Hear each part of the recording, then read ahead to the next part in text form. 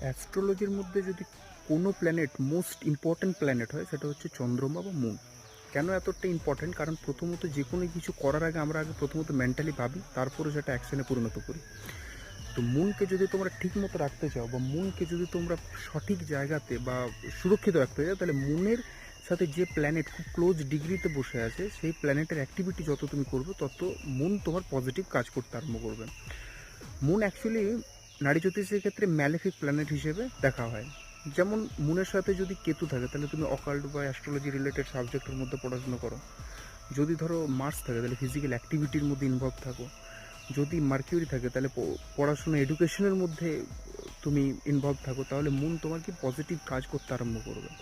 তো মুনকে যতটা তুমি ঠিক রাখতে পারবে, ততটা তোমার মেন্টাল স্ট্রং এবং ফোকাসটা তোমার খুব ভালো থাকবে।